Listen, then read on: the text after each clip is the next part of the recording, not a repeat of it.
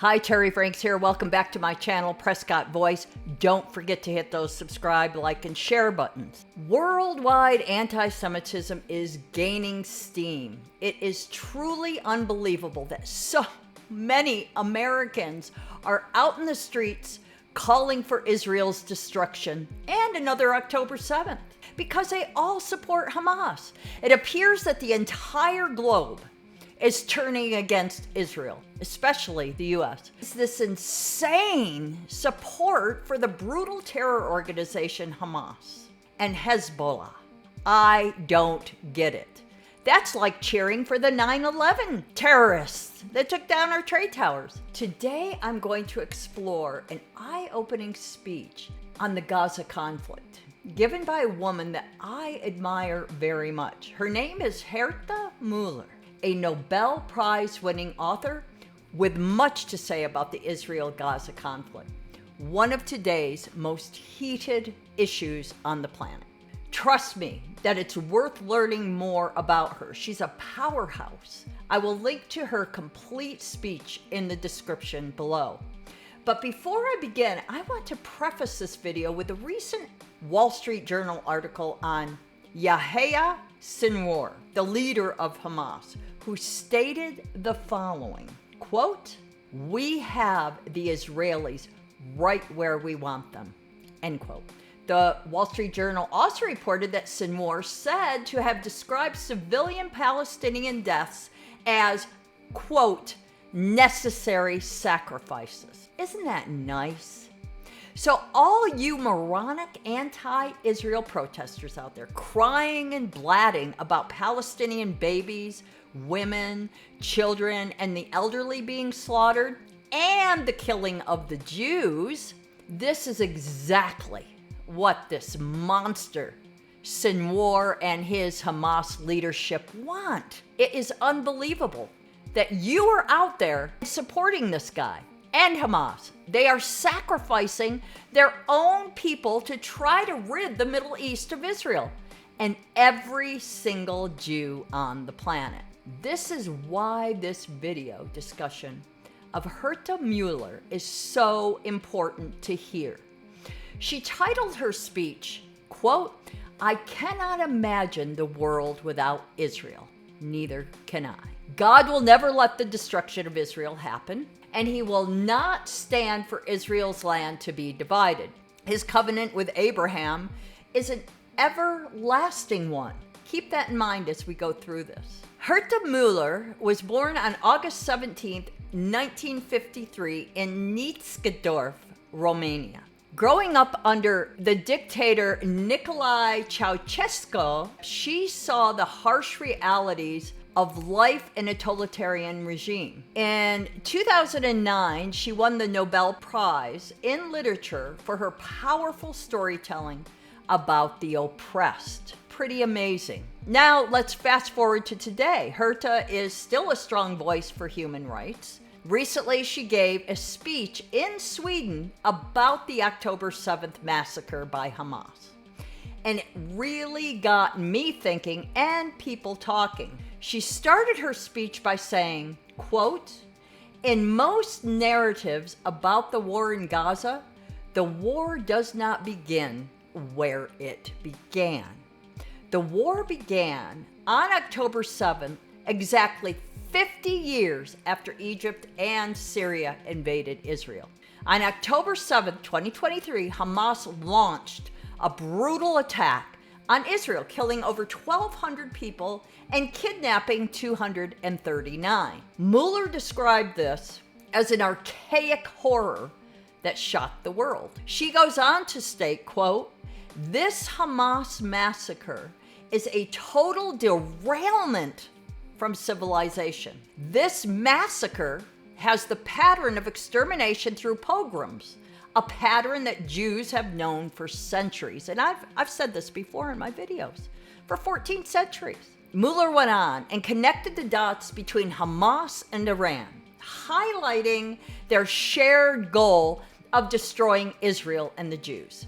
Despite changes to Hamas's charter, their ultimate aim hasn't changed. Quote, when you talk about Hamas's terror, you should always include Iran, she said, because it is the same principles why Big Brother Iran finances, arms, and turns Little Brother Hamas into its henchman, end quote.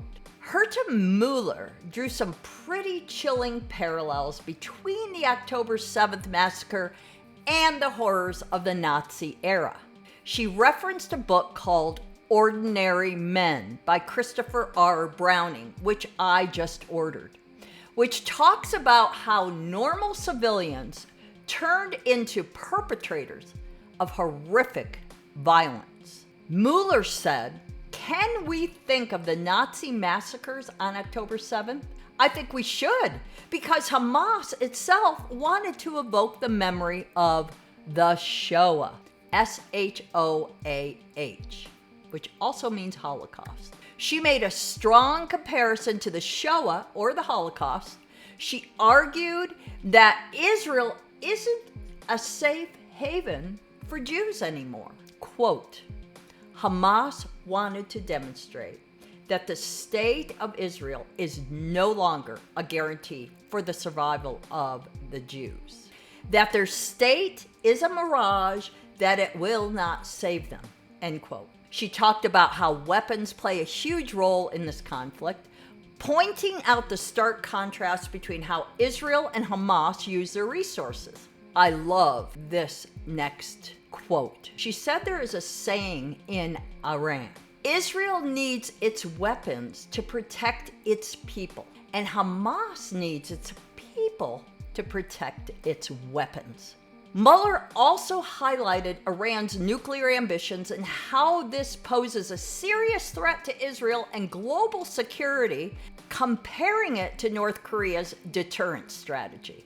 She stated, quote, Iran is obsessed with war, but at the same time pretends that it is not building any nuclear weapons. The mullahs state with its Revolutionary Guards is a ruthless, expanding military dictatorship, end quote. She also expressed concern over young people's understanding of freedom and democracy. Hello. Especially with the support of Hamas seen in our universities, Western university protests. She said, it is absurd that homosexuals and queer people are demonstrating for Hamas. Demonstrating for Palestine as a queer person is like demonstrating for Kentucky Fried Chicken as a chicken. Brilliant, brilliant quote. Her speech goes beyond just the immediate conflict, questioning the broader implications for global democracy and human rights. She highlighted the suffering imposed on Gaza's population by Hamas and the dangerous perceptions being shaped internationally. She said, quote, it seems to me that since October 7th, anti-Semitism has spread like a big collective snap of the fingers. Hamas wants to keep anti-Semitism as a lasting global mood, end quote. Herta Müller's words are a great reminder of the importance of remembering history and understanding the complexities of modern conflicts. Have we learned anything from the horrific atrocities of the past, such as the Shoah, the Holocaust? It appears that we have not. Israel and the Jews are up against a world of hate right now. The word of God is clear, though, that a time of Jacob's trouble would come. And it appears this is the beginning of that period. In Jeremiah 30, verse 3, the Lord promised that one day in the future, he would bring both Judah and Israel back to the land he had promised their forefathers. This was fulfilled on May 14, 1948. It will be, quote, the time of Jacob's trouble. Jacob being a synecdoche for all the nation of Israel. Verse 5 describes Jacob's trouble as a time of great fear and trembling. And verse 6 describes it in terms of the pains of childbirth, indicating a time of agony. But there is hope for the people of Israel, for the Lord promises he will save them. Even though this is, or may be, the beginning of the time of Jacob's distress, and even though in all history there has never been such a time of terror, God will deliver his people. So, pray for the peace of Jerusalem. I don't know what the future holds, but ever since I believe it was April 8th, wasn't it, of the Great American Eclipse, I have been keeping notes in my journal on what has been happening. And it seems that the birth pains that I just talked about, are getting stronger and stronger. And those of us who have had babies know exactly what I'm talking about. The labor is becoming intense.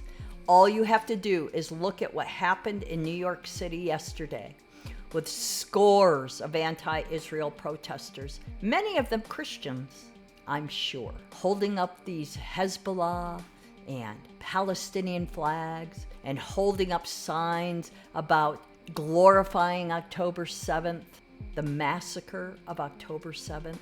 What has happened to us? Well, the Bible is very clear on what has happened to us. It doesn't surprise me. In a way, I am excited about what's coming because I know the King is coming soon. So if you get a chance to look up Herta Müller, I would. Boy, she has gone through a lot. Her father was a member of the Waffen SS.